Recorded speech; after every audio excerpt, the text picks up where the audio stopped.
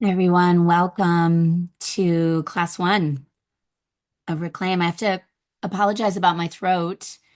I've had about 4 days of no voice, and it's very much related to Reclaim. I have this realization that anytime I teach a big course or I sort of commit, and this journey, 13-week Reclaim, Heroine's journey, shadow work, Um, I go through something usually about a month prior, sometimes a week prior to when I start to teach. And so I had this awareness this morning. I'm like, oh, what I'm going to be reclaiming myself in these next 13 weeks is my voice. And I mean that in a more symbolic way than just my literal voice. So tonight we're going to start this process of perhaps helping you figure out what you're going to reclaim. We have a mixed group tonight. We have many people I know who are already signed up to join me. We have many people who've done this multiple times before. I think some of you on this call have maybe done it even 4 times before with me. This is my fourth time teaching it. Each year's a little bit different. It's because I change, I add new things in, I take things out. So, and this year it will definitely be different. I've already got a couple things different planned for this year. It's 13 weeks and it's using the darkest time of the year to really go in. I have found that this is the ideal time to really dig in. We have more space in general. We're not as busy. And we're helped by the shorter days and the longer nights to really go in and sort of work with what's inside of us. Love that you guys are already chatting on that chat box. And for sure, please chat away. I'll try to watch it as I can. There's also people on this call that this is just a free call tonight, and we're going to put this out video wise tomorrow um, because a lot of people might still be on the fence if they want to do it. Although the first 3 people in this chat have like, I've done it a third time. This is my fourth time. I think that speaks to the power of this program. I didn't know how powerful it was until I did it that first year. And every year I'm kind of like, oh, am I going to do this again? People are going to be bored of this. Maybe I'm bored of this. And then realize it's such deep and powerful work when we do it together in community, when we hear other people's stories, when we get really initiated. I'm going to talk a little bit about that tonight, initiated into this type of material. It shifts us. So, welcome everyone tonight, and look forward to guiding you. Let's start with just a little centering. So going forward, tonight is webinar format, so you can just see me. I can't see you. I can see your names. I can see your chat. Going forward, those of you who are registered in the course, you know that in the coming weeks, we all have videos on. You can choose to have your video on or off. And we do more conversation. Do a lot of question and answer. We do a lot of listening to one another. So tonight is just more of an introduction. So we're going to start with this centering. Then we're really going to go, and this is the first time I've done this in our first class. We're going to go through the 10 stages of the heroine's journey tonight. I'd love for all of you to have a journal or a pen and a paper because we're going to start to map the heroine's journey. My guess is even if this is your first time with the heroine's journey, as we go through these 10 steps tonight, you're going to realize, oh, I've been on this. The heroine's journey isn't something we do just once. And I don't even mean this course. I just mean we're in these cycles, both the hero's journey and the heroine's journey in our life. And we repeat them over and over and over.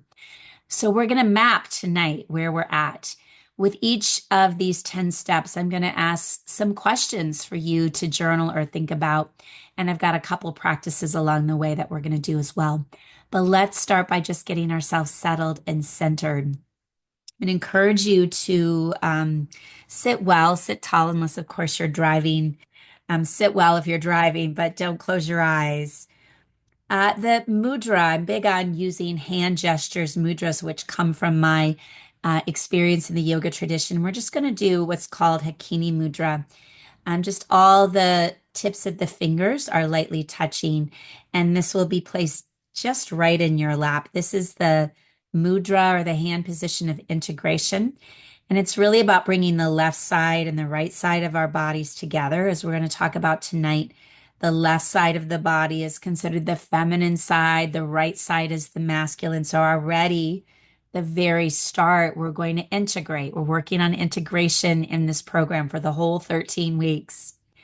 So, taking those hands, just gently dropping them down into the lap. I encourage you to close your eyes. Maybe take a deep breath in, and as you exhale, feel the body start to relax.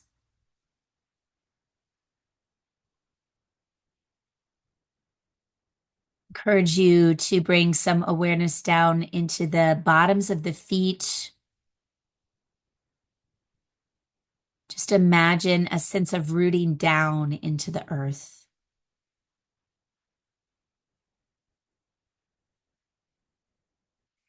And as you stay rooted down, you could even imagine roots coming out of the bottoms of the feet, traveling down to the center of the earth. So as we remain rooted, I begin to imagine that there is a rising up. There's almost a lifting up through the crown of the head.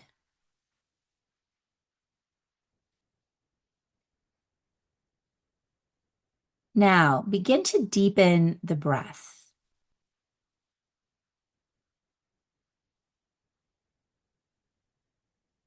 And as you follow both your inhale and your exhale, on your inhale, I want you to imagine it's as if you are drawing the breath up through the soles of the feet, up the spine to the very crown of the head.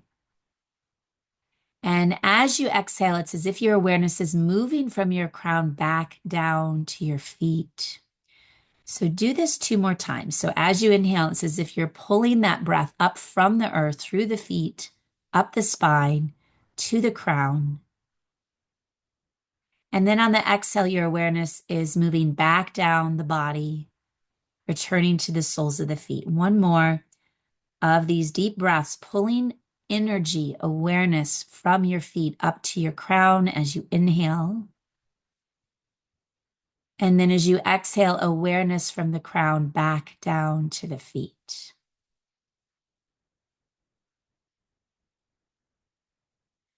Now we change the mudra. So the hands have been in the Sakini mudra. Now just placing hands over the heart. So right hand on the heart, left hand stacked on top.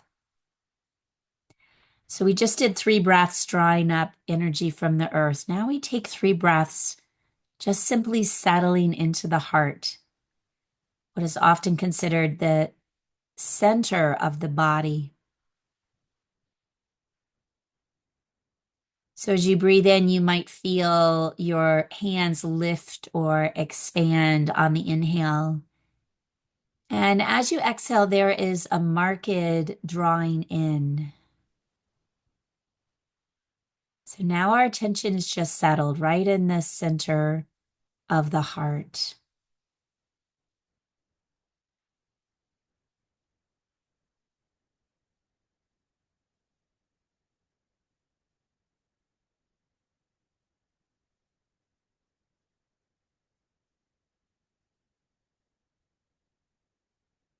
Releasing the hands from the heart, bringing them back into that mudra where all the tips of the fingers are touching. Hakini mudra, we call it, down in the lap, so down near the root of the body. So we've worked on drawing breath from the feet to the crown. We've settled the breath into the space of the heart. Now we're going to reverse it and inhale breath down through the crown of the head to the feet. So we're moving crown to feet on the inhale. And on the exhale, it's as if your awareness moves from your feet back up to your crown. So now we're inhaling, drawing breath and awareness down through the crown, down through the spine, down to the bottoms of the feet. And on the exhale, we're tracing awareness from the feet all the way back up the body to the crown of the head. Do one more of these, breathing from crown as you inhale down to feet. And as you exhale, moving from feet back up to crown.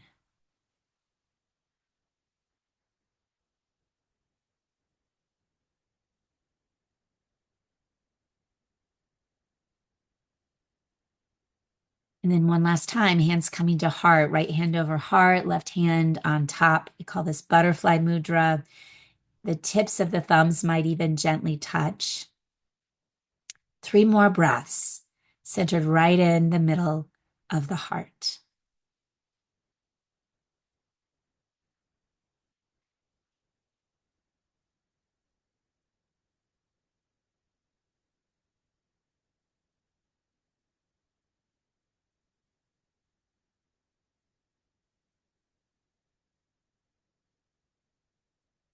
All right, and from here, you can bring your palms together now in front of the heart, just a gentle bowing towards your hands.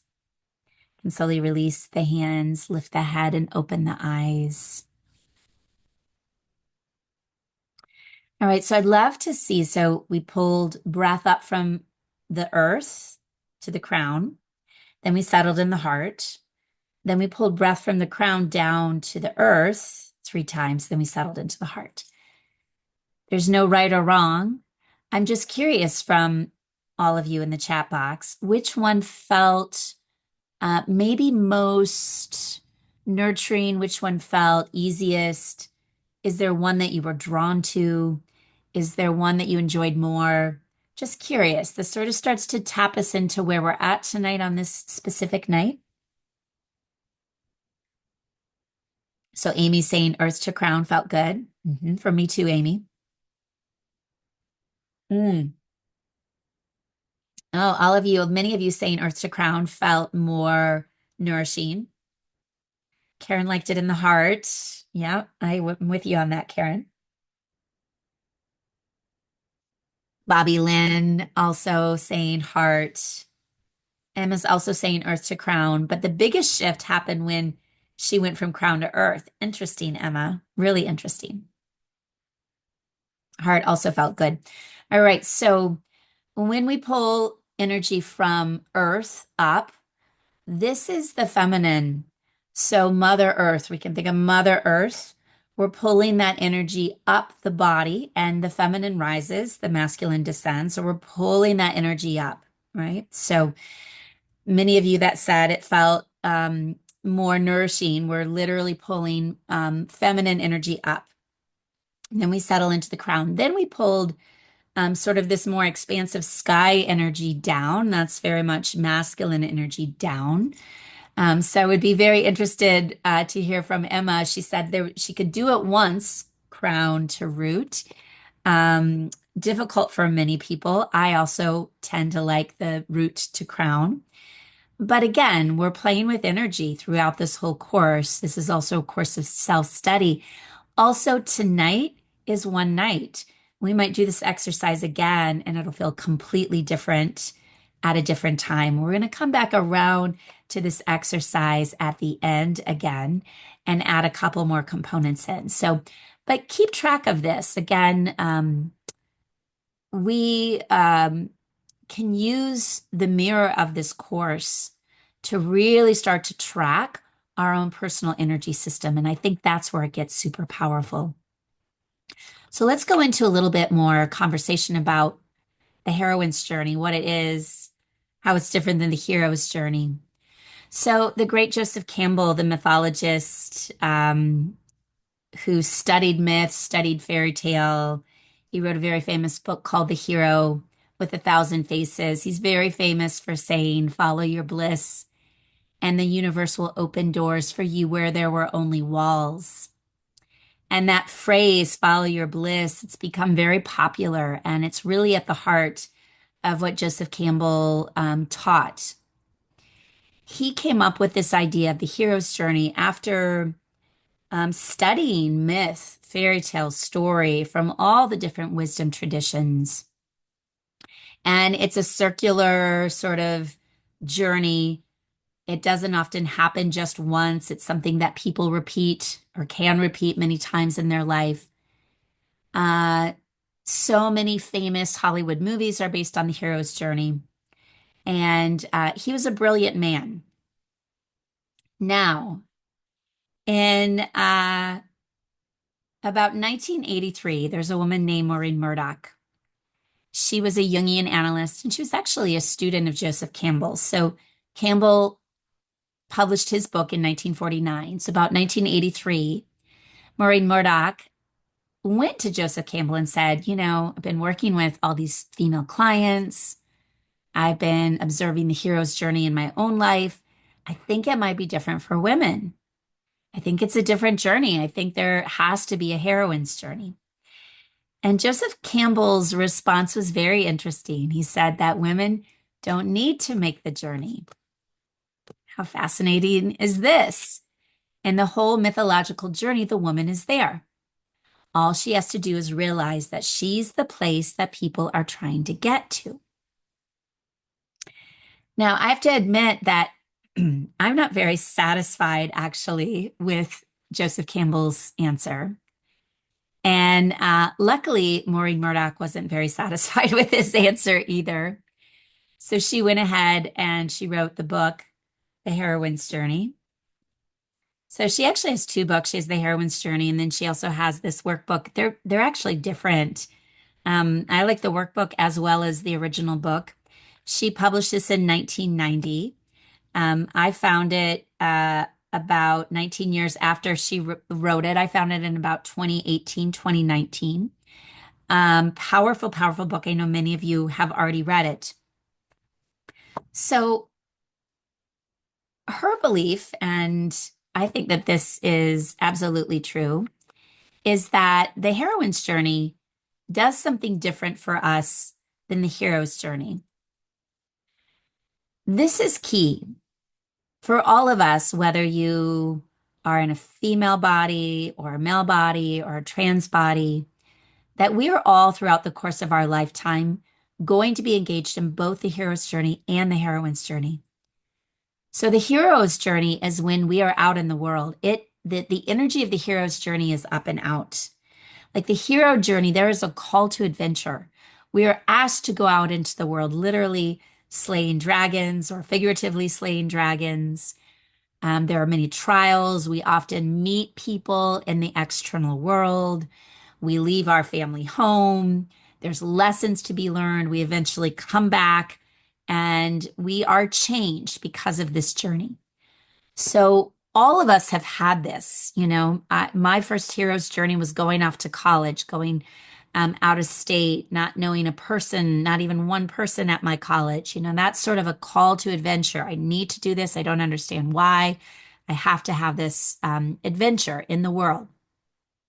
Whereas the heroine's journey is more of a journey into self.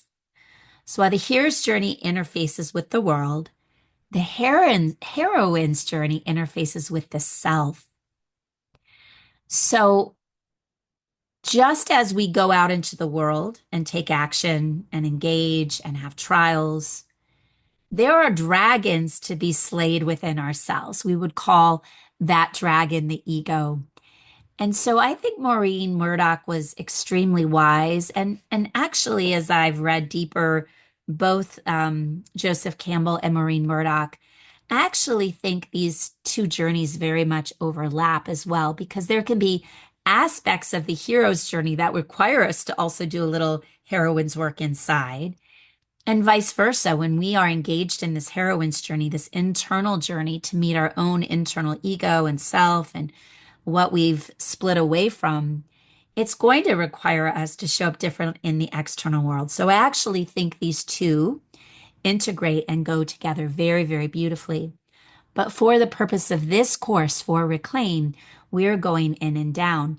And it is the season to go in and down. This is the only time of year I ever teach this course.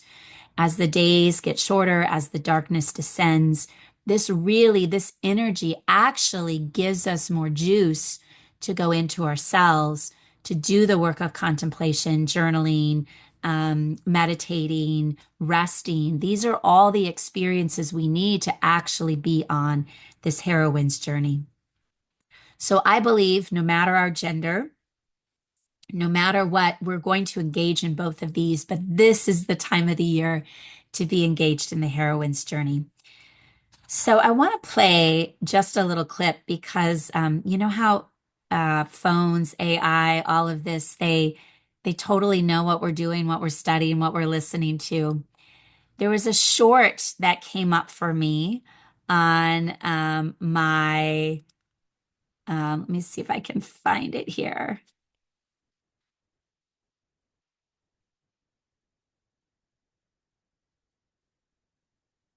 Okay, here it is. I'm hoping you can see this. This is Joseph Campbell. All right, let's do this. But if you think, oh, gee, I couldn't do that, that's your dragon that's locking you in. Oh, no, I couldn't be a writer. Oh, no, I couldn't do what so and so is doing.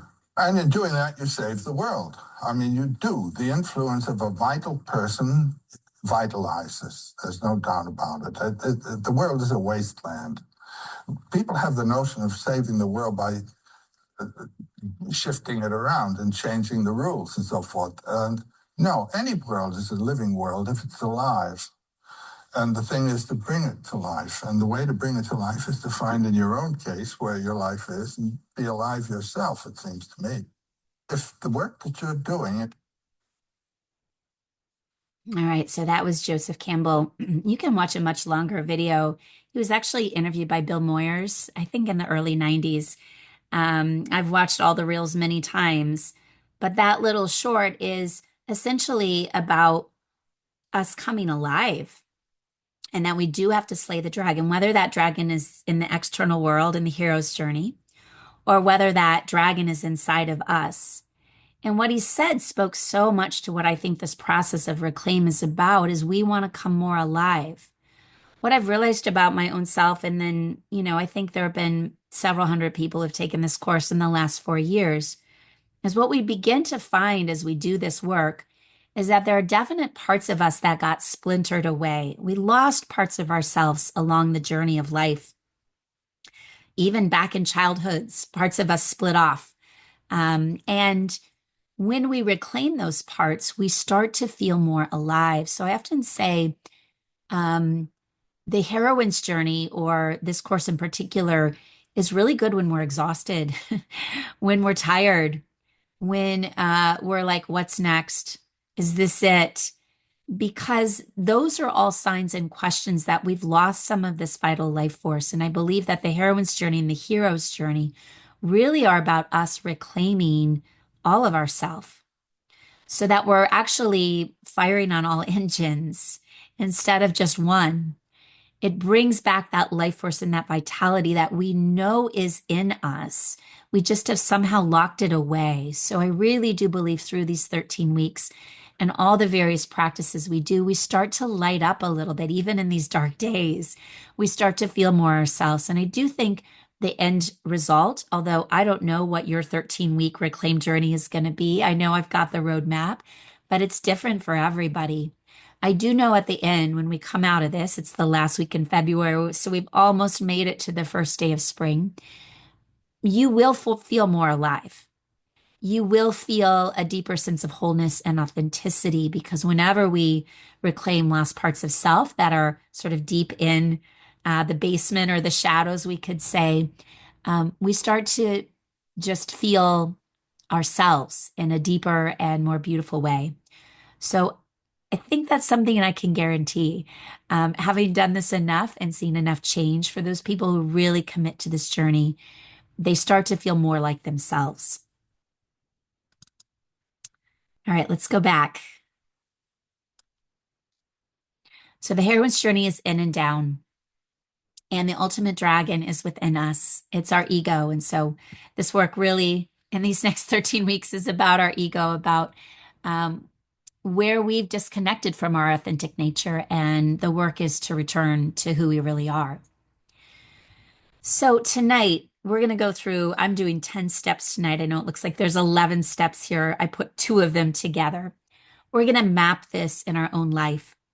So if you have a journal, what I'd love for you to do is to just draw a nice big circle. We're going to go step by step. I'm going to do a brief explanation of what these steps are.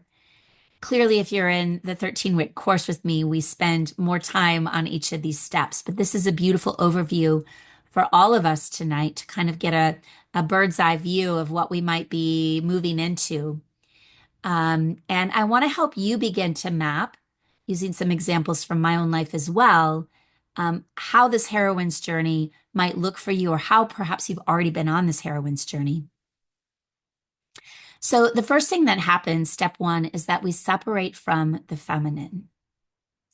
So, we all hold feminine energy, we all hold masculine energy. It doesn't matter if you're a man or a woman or trans, we all hold these energies. We usually have one that we lead with or we're more comfortable with, but we hold both of them. And so, again, the heroine's journey is about sort of deep reclamation, healing, and also balancing of these energies. But what happens at some point, often early on in our life, is we separate from our inner feminine. What does this mean? Well, the body is considered the feminine. So we separate from our body. This might look like a lot of body shaming. It might look like feeling very critical of the body. It might be not living in the body, not feeling the body, living from the neck up versus embodying this whole precious vessel that we're in. We separate from our emotions. We've been told somewhere along the way that crying is weak. You're not allowed to show that anger. Buck up, little camper. Lots of messaging from our culture, maybe from our family of origin. And so we just decide that we're not going to do emotions, or we're not going to do certain emotions. We certainly separate from our intuition. We're all born with this beautiful sixth sense, this inner knowing, this knowing without reliance on our five senses. We all have it. Clearly, some people have even deeper reservoirs of it, but everyone is deeply intuitive. We might even say deeply psychic. But again, for many reasons, it gets pushed aside, or we convinced that that's crazy, or you can't really know that, or that's all woo-woo stuff. And so we disconnect from this deep gift that we all hold. That is our intuition. Separating from our feminine might be separating from softness, from tenderness, from love, from a willingness to open to love, a willingness to open to connection with other people. Separating might look like a disconnect from the earth. And, we can look at how our earth is really suffering, and so much of it has been because we've separated from this feminine energy. And then last but not least, sometimes separation from the feminine literally looks like separation from the mother. So I'd like you to contemplate, when and how did you separate from your feminine? I know for me, my first separation from my feminine energy happened early on. It happened around the age of 5 or 6. I had some trauma happen early in my life that kind of zoomed me out of my body, and it took me about 20 more years to come back into it. It's no coincidence that I'm now a somatic therapist and a yogi and a yoga teacher, because there were so many years that I lived really vacated from my body. So you also might not be fully in your body, or vacated your emotions or your intuition. So I want you just to really take a moment to reflect on, how did I separate? How did I separate? All right, so that's step one that happens. And again, it happens whether you're a man, it happens whether you're a woman. There comes a point where we just decide, I'm not going to do these things. I don't want to be in this body. I don't want to feel these things. Anyone relating to this? Here, I'm going to stop the share really quick because I want to get my chat box up so I can see what people are saying.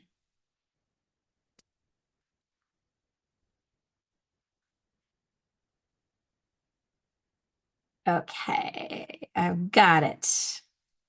All right, so let's go to step two. So step one is separating from the feminine. What comes next? So after we separate from the feminine, Again, we all do it. We live in a patriarchal culture. So patriarchy is not man against woman.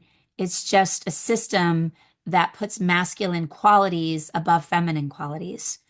So for all of us, there has been a separation from the feminine. Even if you had the best of mothers, or you think of yourself as very feminine, we still usually separate in this culture. So then in the second step of this heroine's journey, we start to identify with the masculine.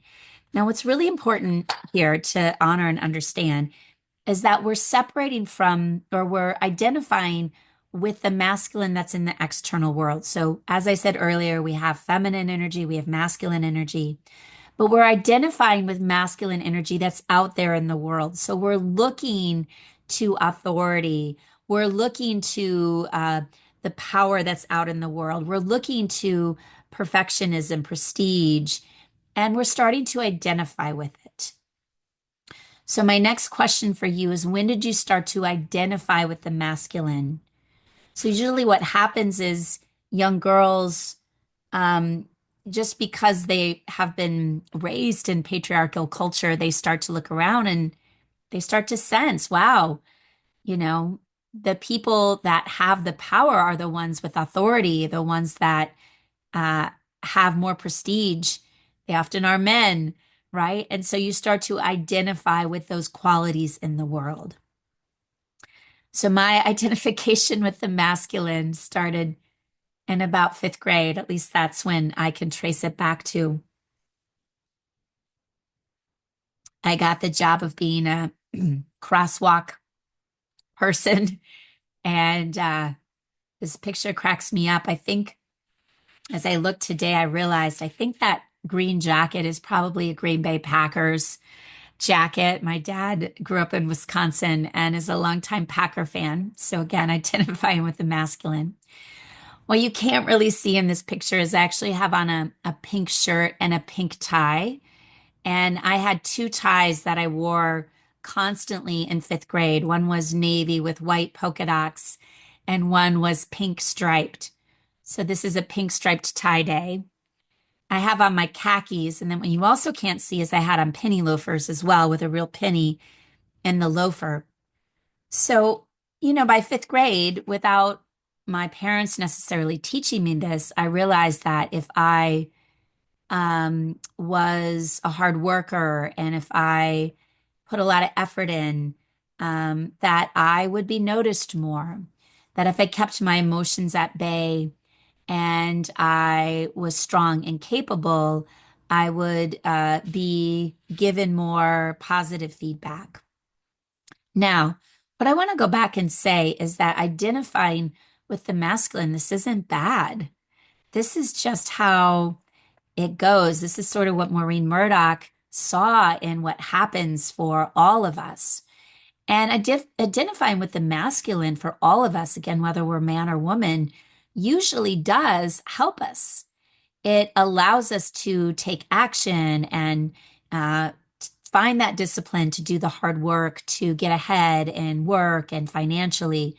So, again, none of these things are necessarily bad until it gets really imbalanced. And I promise we're going to get to that. All right. So, when did you start to identify with your masculine? All right. Step 3 and 4, these are the ones that I compressed together. Step 3 is when we go into the road of trials. And Maureen Murdoch talks about this is where, we start to, and this is a much, feels to me much more external. This is when we're busy getting academic degrees and promotions and jobs and establishing relationships, perhaps getting married, financially, figuring out how to become independent. So there are many trials when we are engaged in this external world. And what often comes, especially if we have uh, identified with the masculine and moved into some of these qualities, which again, I said is not good or bad, it just is, that we do find success. And so the success might look like um, a family. The success might look like money in the bank. A success might look like a completed piece of art or a book or just work that you feel really good about. So these are again are important steps. Everybody, I think, should be relating to this by now because this is probably the path that most of us have been on. All right, here's where things start to get more complicated. This step five, which Maureen Murdoch calls spiritual aridity, I really like that word. It's very, I can feel it in my body. I can feel my body almost dry and my throat dry here. So excuse me as I drink. It seems to me that this step five often happens around the time of midlife, where we start to feel a little bit more exhausted. So we've had some success, we've worked hard, but there's an awareness that maybe we're betraying ourselves. We're not living the life that feels most resonant with our soul. I do think that sense of dryness, brittleness, anxiety, depression, all of these things often start to rise up at this step. I think a common question is this it? Like I checked the boxes. I got the three kids. I got the house. I got the degree. Like, why am I so dissatisfied? Why am I feel kind of this emptiness in myself? So I think that is a common question. Is this it? So what I want you to write for yourself on this map of the heroine's journey is, when did you start to feel maybe a little bit dried out, burned out? When did you maybe start to question, is this it? Is this it? For me, I can remember almost an exact moment. It's very strange how these things go. I was about to turn 40. I was on a family vacation with my parents and some of their friends. I had three children, the youngest one being about 1.5. So I had a 1.5, a 4-year old, and maybe a 6 or 7-year old. And I remember being so exhausted. I remember trying to chase my kids around. Um, I remember watching my mom and her energy level at the age of 70 far surpassing mine. I had a sense that something was really, really wrong. And I was right, actually. I had an autoimmune disorder that was churning in me. I hadn't figured it out yet. I wasn't following a protocol that was helping me. And I was burned out. I was working too hard. I had really identified with the masculine and identified with this idea that somehow I could have it all, that I could be a good mother, I could be a hard worker. This is one of the myths that we'll talk about in this course, that you can have it all. Maureen Murdoch talks about that quite a bit in The Heroine's Journey. But I was not well, and it took a good 6 to 12 months for me to figure it all out. But without a doubt, that was my first moment of realizing something is off. I shouldn't feel like this. I should have more vitality. I should have more life force. What is wrong?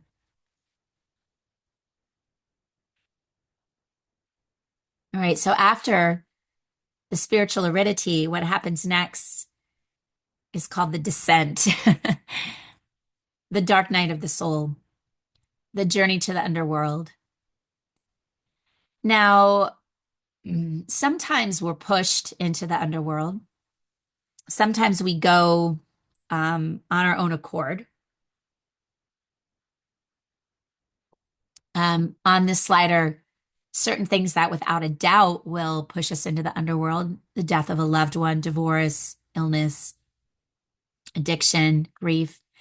I'm just realizing as I look at this list, I've gone through almost all of them on that list in the last decade.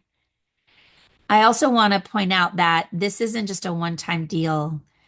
So all of these steps that I'm taking you through, although you may see a linear path, there's also, it's a very much a spiral path, meaning that we often repeat. And for me now, this being the fourth time I'm teaching this course, in this course, we consciously descend. So you will get pushed into the underworld if you experience one of these things, right? Divorce, illness, relocation, death of a loved one, addiction. That's sort of the universe pushing you into the underworld. But in this class, we actually are consciously moving in to the darkness. We're consciously working with our shadows, consciously seeing where we're stuck. So I would say that the descent could be both voluntary or involuntary based on the situation at hand. So my first initiation really into the descent was at that age 40, but I would say I'm 51 now, in the last 11 years, there have been multiple descents. There's been divorce, there's been illness, there's been relocation, there's been addiction, there's been grief, there's been all these things around me. And so the descent isn't just a one-time deal. I mean, maybe, no, I actually don't think it is. I was going to say maybe you're lucky and you descend once, but I think the descent is something that we face over and over and over again. The thing about descent is that we do eventually rise up, and that's what the feminine is about, is it helps us rise up. Um, this next slide does not look like descent. It's funny, I put this slide in here. This looks like a beautiful California day where you're up and out back into the light. But I wanted you to know about this brilliant woman named Kristen Henge. We actually had her on a podcast, and she also did. She's a major student of the heroine's journey, and she's become a dear friend. She is a director. She directs lots of different Broadway shows. In fact, she just directed Michelle and Romy's high school reunion, which is on Broadway right now. And she works with writers. And her big thing is teaching writers that you've been taught how to do your work based on the hero's journey, but there's something called the heroine's journey. So she's going to come. She especially likes to talk about the descent. So she's going to join us for class 3. So she's going to go join us 2 weeks from tonight. And she and I are going to co-teach on this descent. So I just wanted to let you know you're going to get a chance to interface with Kristen. And like I said, she's brilliant.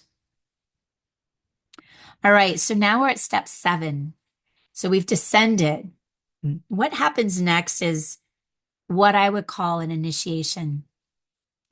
And Maureen Murdoch says we also start to reconnect to the goddess. Now, in the book, in Maureen's book, this is the part of the book. I mean, I love this book. I mean, clearly there's tabs and most of it's underlined. But for me, Maureen Murdoch didn't go deep enough into what she meant by reconnecting to the goddess. I wanted to know what this meant. For her in this book, she talks a lot about reconnecting to nature. She's also a Jungian analyst, so she believes connecting to dreams is essential. And we do a lot of dream work in this class. So if you're already signed up for this class, my homework already for you is to start tracking your dreams, start writing your dreams down. So this is where I was especially interested that Maureen Murdoch said, we descend to the goddess, but she's told some stories, some goddess stories, the myth of Inanna, the myth of Persephone. But this is where I wanted more. I want to know what this means. The reason I wanted to know more about what this meant is that somewhere in one of my descents, shortly, I believe it was just shortly before I found this book, I had had some repressed memory come back up and was kind of in a hard place. I was having some panic attacks, was having some trouble sleeping. And I have a dear mentor who, she's still my mentor. She was such a good shepherd to me during that time, and she invited me over to her home. I'll never forget it. I remember exactly where we're sitting. I remember this plant on a plant stand, and we did this meditation. I believe during the meditation I was crying because I was in a lot of grief and a lot of confusion. And during a very silent period, we sat together in silence for I don't know how long, it had to be 10, 15 minutes. I don't remember. But there was a very distinct voice that came into my left ear. Now I knew it wasn't my voice. And I think all of you can relate to this. We all know what our inner voice sounds like. We're always talking to ourselves, we're always chatting, or sometimes saying hard things to ourselves. This was a very distinct voice that was not mine, and it was not my mentor's either. And this voice had two sentences for me. This voice said, "Nothing else matters." So essentially, what I felt, don't worry about anything else. You are here in service to the divine feminine. So there's two sentences. Nothing else matters. You are here in service to the divine feminine. Not only was it so clear, but it was so comforting. And yet I had no idea what it meant. I was like, I came out. My mentor didn't know what it necessarily meant, although she had some ideas. So that happened about 2019, I believe. And this put me on, okay, I got to learn everything about the divine feminine. So that's what came next. So this is my bookshelf, or this is a bookshelf that I literally just filled recently this summer with every book that I bought between 2019 and now on the divine feminine. So there are over 100 books here. And I did read all of them because I'm a bit of an avid reader. I was so curious to understand, what does this mean? What is the divine feminine about? And why am I in service to her? And what does this mean? And how is this going to change my life? And what am I supposed to do? And, so in very Betsy fashion, I overdid, I over efforted and read everything. What I realize now is it didn't matter how much I read, how much intellectual prowess brought to this idea of the divine feminine. The divine feminine, when she comes into your life, it's very much an initiation. It's very much a movement of energy and a reconnection to a deep knowing in yourself. So I love these 100+ books. It wasn't what I really needed. I needed to just allow myself to be initiated over and over and over and over again. So this, the descent and the reconnection to the goddess, is really over half of this program.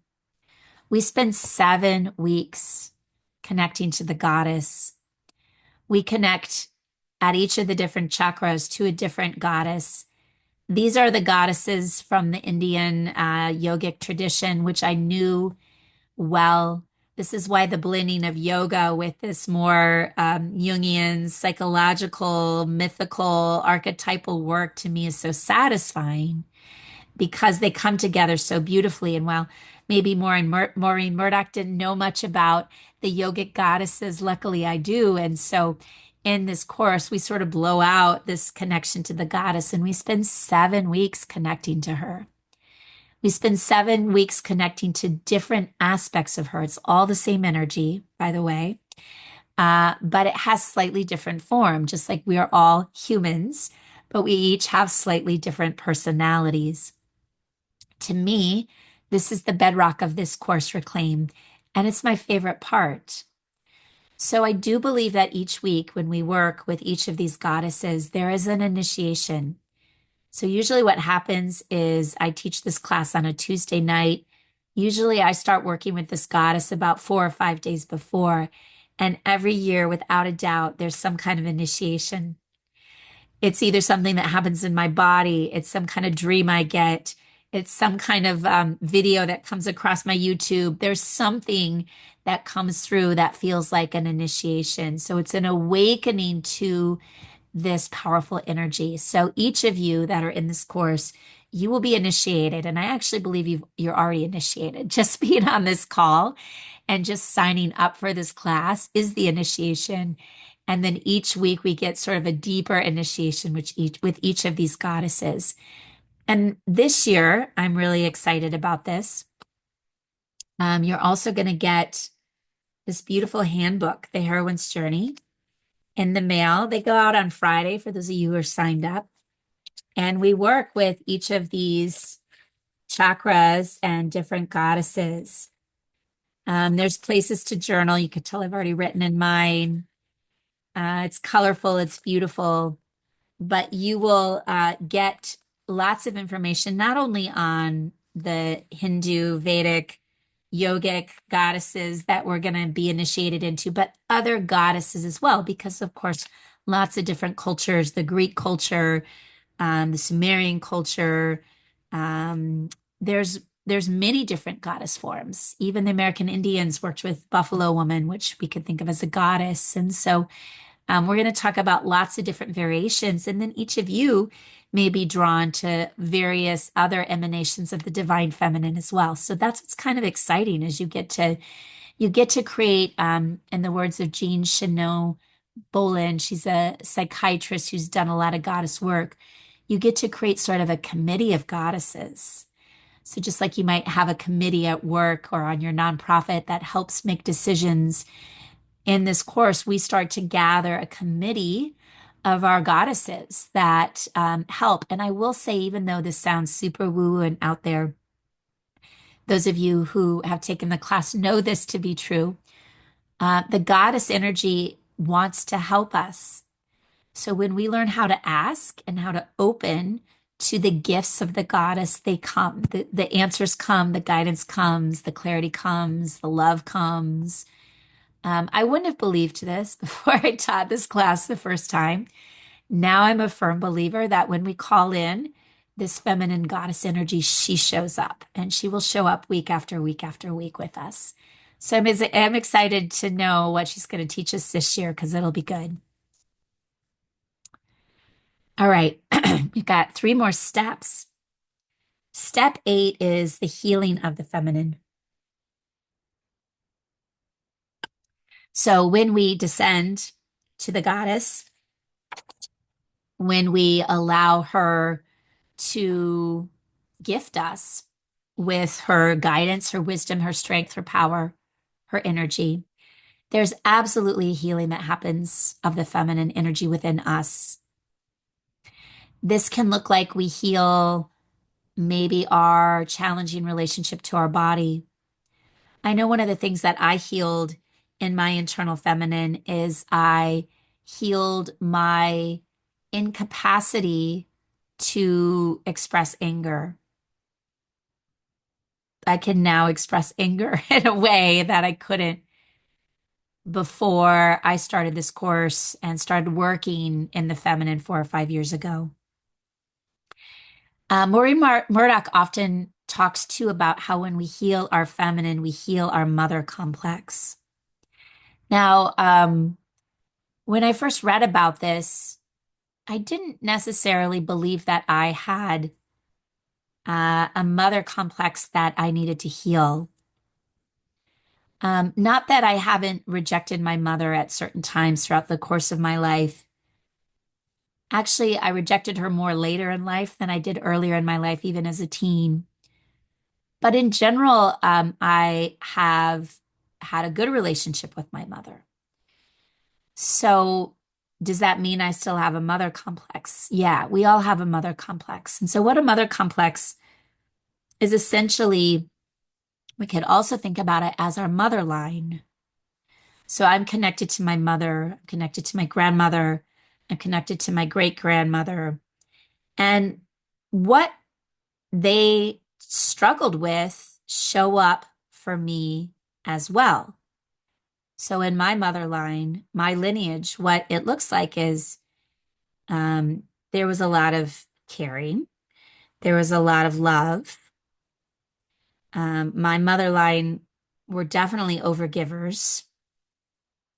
My mother line was definitely conflict avoidant. My mother line is highly sensitive. Maybe we could even say highly empathic and intuitive. But my mother line was also trapped, codependent, underactualized, and unwilling to stand up for their own needs. So even though my relationship with my mother was loving, I too was living out this mother complex in that I was not stepping into my full potential. I was avoiding conflict. I was in codependent relationships. So we all have a mother complex that needs to be healed, or this is sort of a long-term process. It doesn't happen overnight. I want to share this next quote with you that's quite powerful.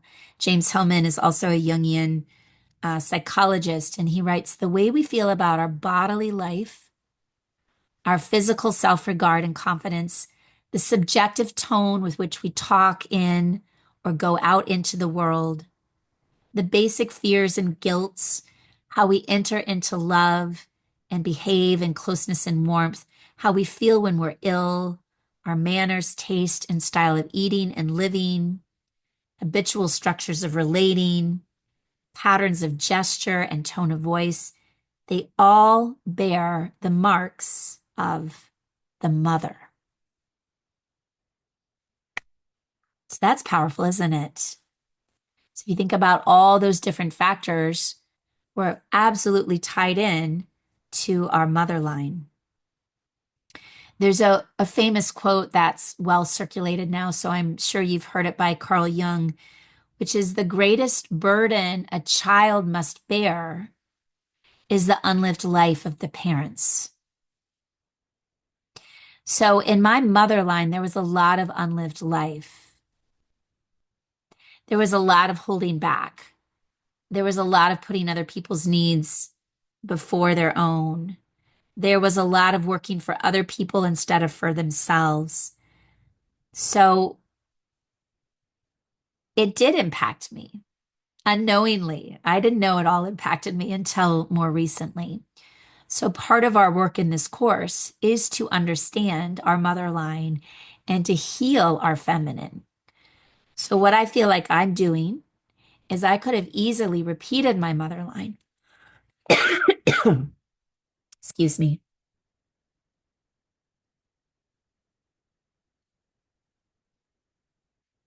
But as I've done a lot of this work to heal the mother line, what I'm hoping happens is that I free up my daughter Greta. She's 14. She's definitely rejected the mom, the feminine. She's definitely all about her brothers, her father. And yet I understand that if I don't clean up and heal some of the mother line, it just gets automatically passed on to her.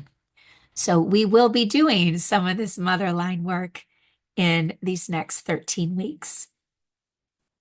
Okay, there's just two more steps, which is good because my voice is going. All right, step 9. There's an interesting order here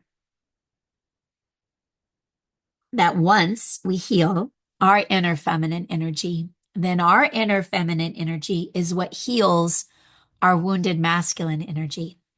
We're not talking now. So remember, step 2, we identify with the masculine, which is very external. It's the patriarchal systems, it's the world out there. In step 9, what we're doing is we're literally healing the part in us that's wounded masculine.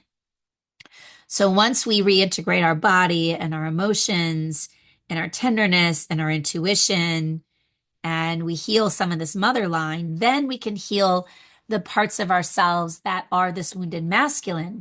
What is the wounded masculine? It's the parts of us that judge and are critical and overgive and overdo and get very controlling and dominating and mistrust everyone around us. This is aspects of our wounded masculine.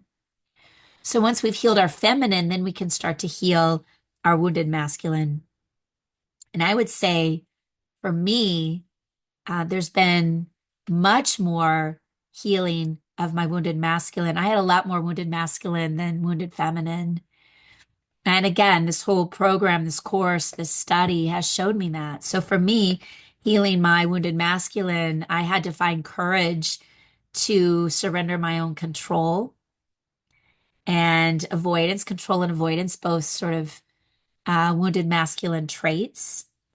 I had to be willing to enter a trust fall in my life where I didn't know what the hell was going to happen, but I had to surrender and give up. I had to, let go of this tight control. I was trying to keep everything all ordered and perfect and in, nice little boxes. I had to let that all go in this last year. That's healing my masculine. It's also healing my masculine has been creating strong boundaries, creating a stronger voice, working on it still clearly, and this ability to say no. But more than that, it's the perfectionism that softened a lot. In fact, as I was setting up for this call tonight, I used to be so perfectionistic about these calls and the right lighting and the right everything around me. And none of that. That I've surrendered so much of that need for control and keeping things just so. That is my healed masculine at play. So once we get a healed feminine, which helps heal the wounded masculine, then we come into the space of integration, which Jung would call the sacred marriage. Maureen Murdoch wrote this part: your inner man and inner woman have been at war, and they're both wounded and tired and in need of care. It's time to put down the sword that divides them in two.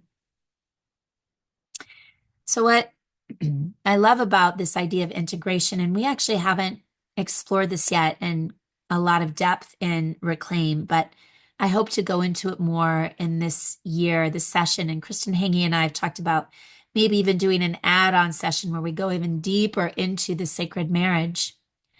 But what happens is when we have more of a healed feminine and a healed masculine, there's a third energy.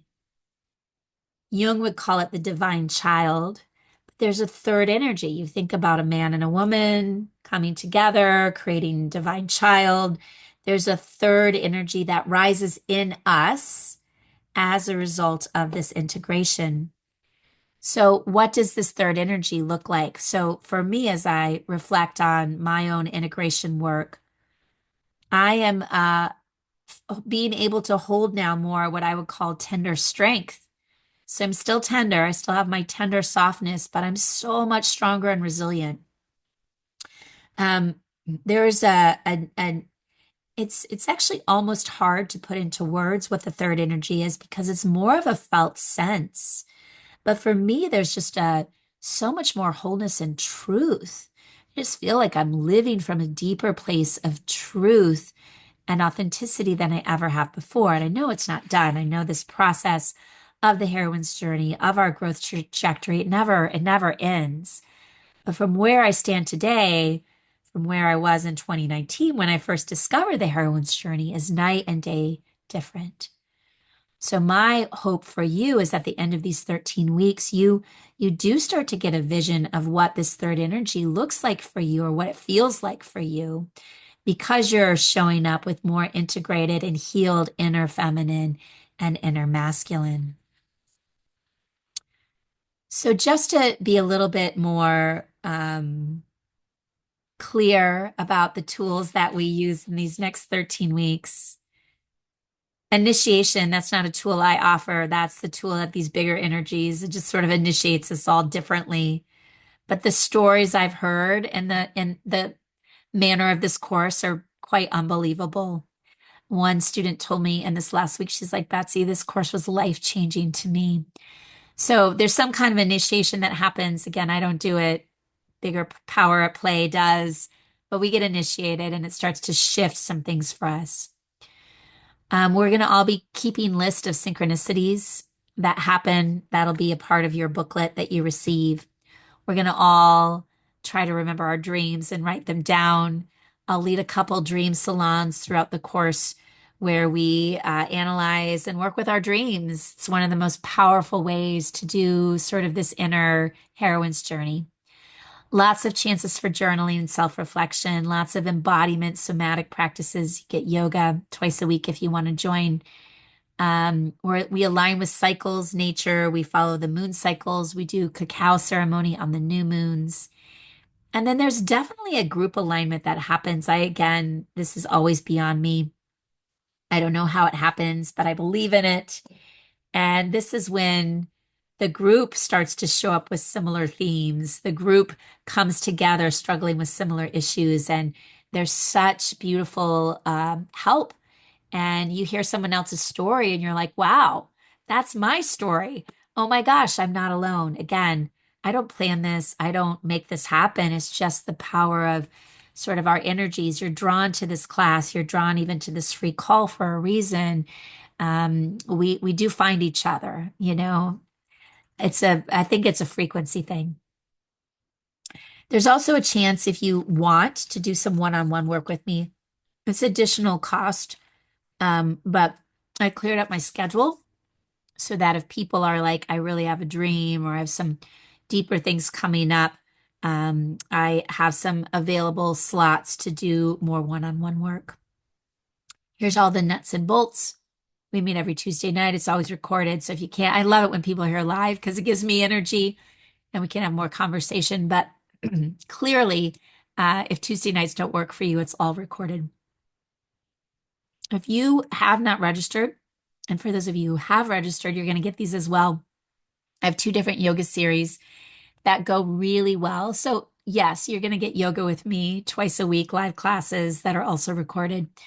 But these are old series that I did that are so good in alignment with this heroine's journey. A root chakra, 7 yoga classes on the root, also 10 yoga classes on enhancing your intuition. So if you sort of feel like, I know I'm an intuitive person, why can't I connect?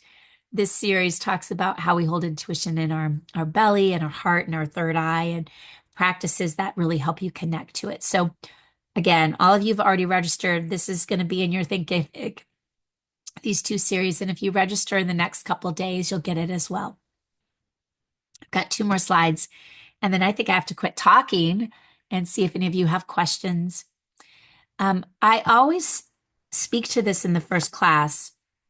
And so this is for all of you that are already signed up for the class and all of you that are just listening for free. Because the deal is, you don't need to do this class to do your own shadow work. There's so many ways to do your own shadow work. Just tracking your dreams for the next 3 months might be what you choose to do. But what I've found time and time again throughout the course of this work of the heroine that we go in and down, is you always find resistance. And resistance shows up, for me, clearly it's showing up as throat stuff in these last 4 days. So it can show up as pain in the body. It can show up as fatigue. It can show up as annoyance, anger, doubt, no longer being able to find an hour, hour and a half a week to do this work, judgment. And earlier in my career, this resistance that sometimes would have been pushed back towards me in therapy sessions, I didn't quite know what to do with it. I have a whole different take on it now. I guess 20 years of practice under my belt has probably helped. But I see resistance now as something extremely positive. Because when we start to experience resistance, whether it's in our body or in our thoughts or in our schedule, it's a sign that we're changing. Any resistance we feel is just simply our ego.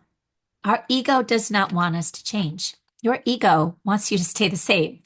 Your ego does not want you to take this class. Your ego does not want you to meditate.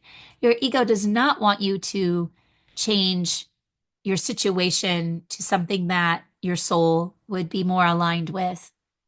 Because our ego is all about keeping us safe, which means that it also sometimes keeps us very stuck. So when resistance comes up, I again now, took me a long time to get here, but I see it as a good thing. I see that, that resistance is like, oh, I must be making some changes right now because I have a lot of resistance. So this throat stuff for me, even though it's highly annoying, I know that this is really good because I am doing some things. I am speaking up in ways that I used to be silent. And so this resistance that's showing up literally in my vocal cords is a sign that I'm actually doing something really important. So to go back to that slide, Stephen Pressfield has a brilliant book. I think it's called The War of Art, The Art of War, something like that. But I love this quote: the more important an activity is to your soul's evolution, the more resistance you will feel. So if you feel resistance already, class one, yay. If you're on the fence about, should I take this class? I feel all this resistance, yay. Usually what's really important to our soul, we do resist. So, and this is more than just clearly this course. Think a little bit bigger. How many other times in your life have you resisted things, but your soul kept at you? Like I resisted something for a very long time that recently I broke through. It took me 15 years to break through it, but I finally did it. And it's because my soul knew that I needed something different. So just watch for the resistance, greet it, be with it. It's okay. It's actually good news. All right, this is my last slide, and then we'll go into some questions. Those of you who are already in the course, those of you who are just here tonight and want some more inner work to do, these are the things I want you to think about. First thing, what's your intention? And when you get this booklet in the mail, by the way, there's a whole page for you to write out your intention. So what do you want? 13 weeks. You're going into the shadows. You've got guides, you've got goddesses, you've got like-minded friends with you. We can move a lot of shit in these next 13 weeks, believe me. I've seen it happen over and over and over. What do you want to move? What do you want to release? What do you want to move toward? What's really important, what's singing to you right now. So spend some time thinking about what you want to get out of this, because if you write that down, the likelihood of it coming true is really high. I also want you to start to record your dreams. Again, there'll be a spot for you in this booklet.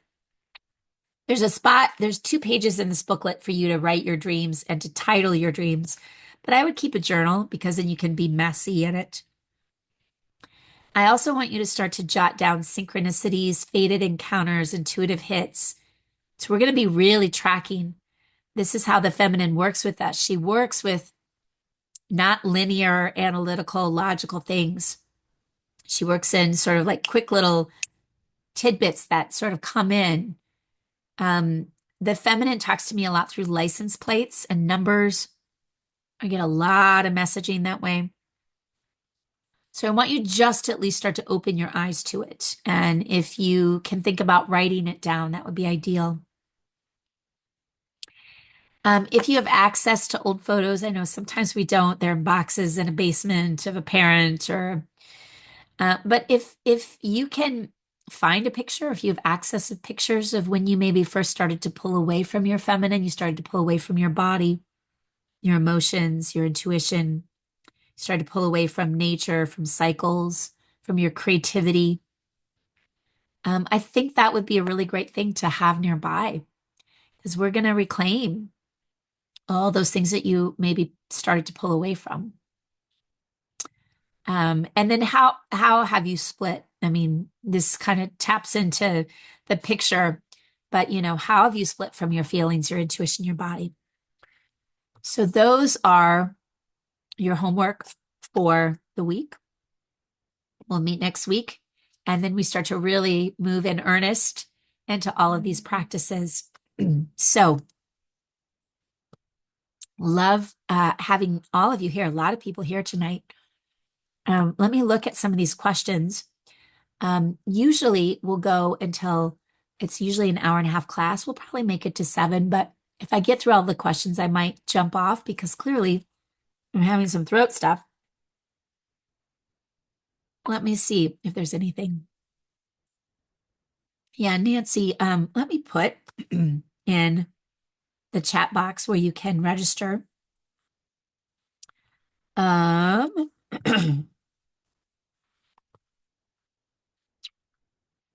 cost is $6.95, and that's for 13 weeks. And you get the booklet, you get 3 portions of cacao, and you get how many classes? 26 yoga classes as well. So I'm putting where you can sign up for it there.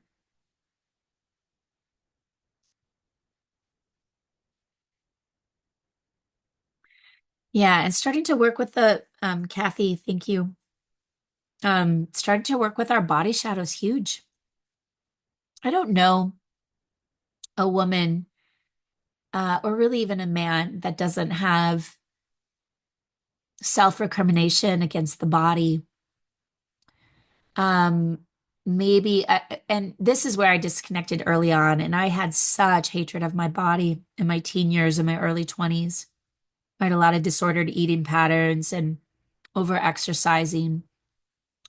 And I see now that it was my disconnect from the feminine. I didn't disconnect from my mom, but I disconnected from my body. And so I think that that alone, reclaiming our connection to our body, is such a part of this feminine reclamation work. So there will be somatic things in every class that we do.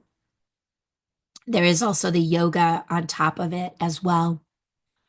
Um, and it's interesting. I've got a son now who is a college athlete, and he's been really struggling with body stuff.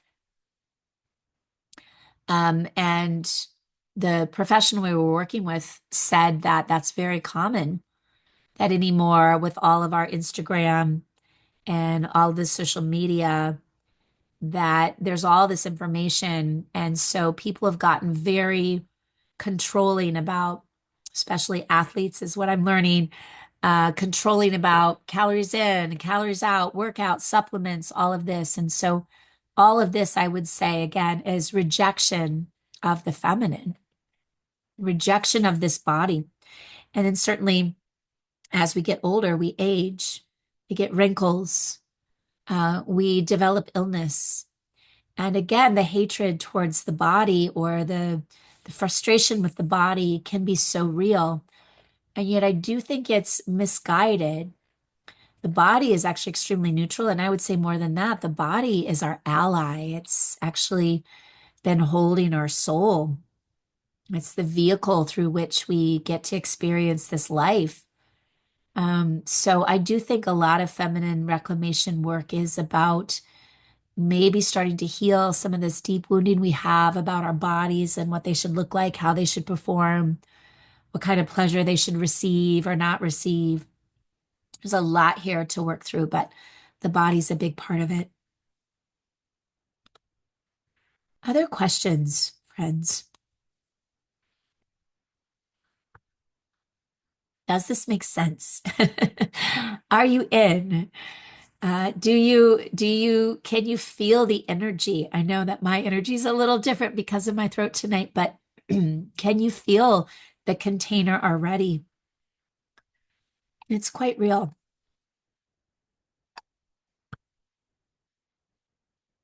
Sorry, I'm gonna get my chat back up. Yeah. Elizabeth, I'm so glad you're back for another reclaim. It's always kind of amazing to me how many people repeat it. You guys know in many ways the content, although there will be some new things this year. But I think it's because we all realize the power of going in this time of year, finding something else that we need to bring back into self. And then I guess I didn't mention this tonight, but I've found this every year. It's almost like because I now commit to doing this sort of deep internal work in these winter months, that once spring comes, I feel so much lighter. And I also feel so much more free to just engage in the world. It's sort of like the hero's journey is spring and summer for me. Let me go out into the world. Let me be engaged with other people. Let me go on adventure. Whereas the winter time is really like, no, let me go in and see the parts of myself that I've been neglecting or that I've been ignoring. So I agree that the people that repeat this, it's sort of like we know this is the time of year. And it's a really fruitful time to do some re-engagement of self. Lynn, I'm glad it's your first time. You're in good hands with the whole group because there's lots of people that have been here and are on board with this whole process.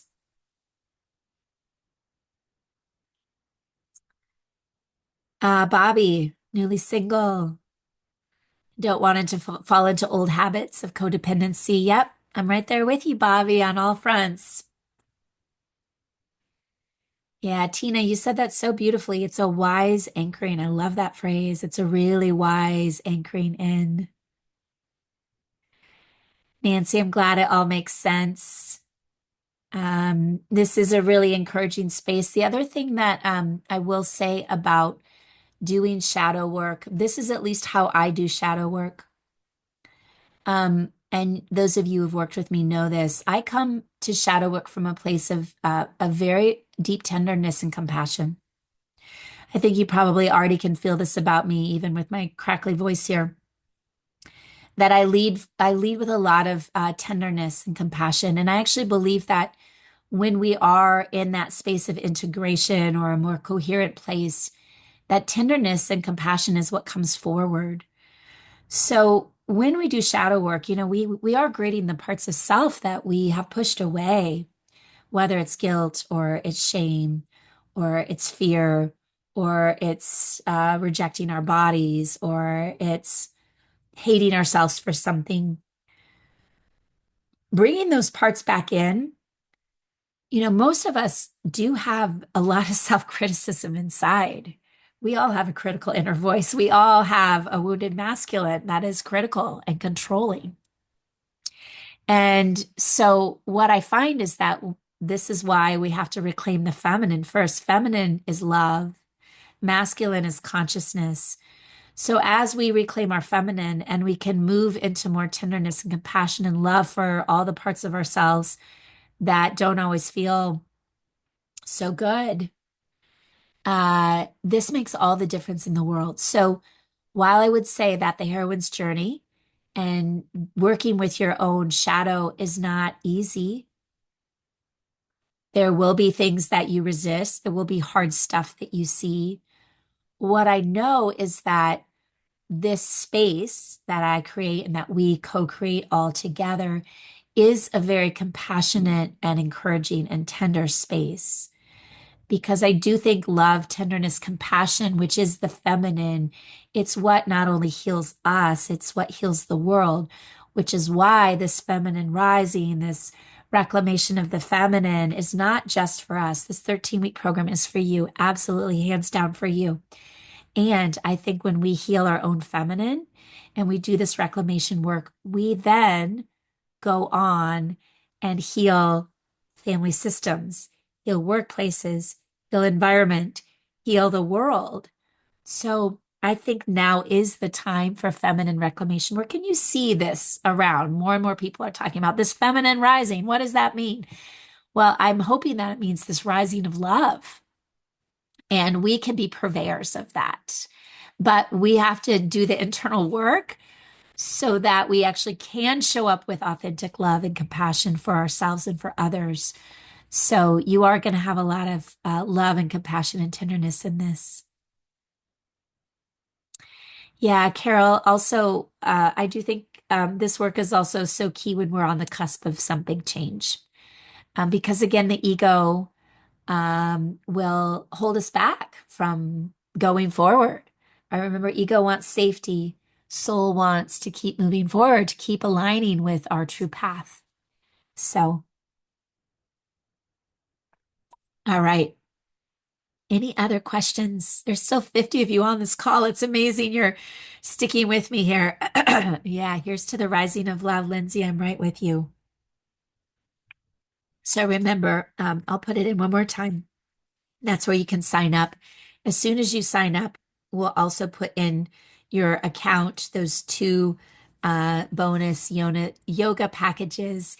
And then the doors to this are going to close at the end of Friday. So we're going to keep it open for 3 more days, but Friday is the day I am putting all these packages in the mail. So you're going to get this Heroine's Journey booklet. I'm so proud of this book, by the way. It's so great. It's got beautiful pictures and slides and quotes and spaces for you to write. So you'll be getting this booklet. You'll be getting also 3 cacao packages as well. So this course is going to close, the ability to join is going to close on Friday. And then all those packages are going to go out on Friday. So hopefully you'll get it in time for meeting next week, Tuesday. So Thank you, everyone, for being here. Thank you for adding your beautiful energy. I look forward to seeing many of your faces next week when we meet. And there will be yoga. I am actually going out of town, so there will be yoga that you can join on Saturday and Tuesday. It's just not going to be me. I'm hopefully going to be resting this voice and resting this body, but I will be with you all next Tuesday night for class two, and then we'll be there for all the yoga after that. You know what, you guys, thanks for noticing that the link wasn't put in the chat. It was just put into the panelists. So there is where you can sign up for Reclaim should this sing to you. Thanks again, Liz, for pointing that out. Thanks for hanging in there with me. And have a really good holiday.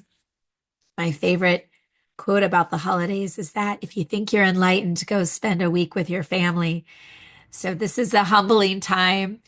Those of you who are doing the course with me, watch the synchronicities, watch the triggers too. I should have put that on your homework. Not only watch the synchronicities, but watch where you get triggered. This is a big sign of your shadow. We all have shadow. We all have repressed stuff. We all have stuff that pisses us off. So it's good to start to track that. And there'll probably be plenty of triggers here in the week to come with this upcoming holiday. So track your synchronicities, track your dreams, track your triggers. I'll send you an email reminding you of that as well. Okay. Much love to all of you. Thank you, thank you, thank you for being here. It was really lovely spending time with you in this space, and hope to see some of you, all of you, many of you in the class. Deep blessings. Mwah. Much love.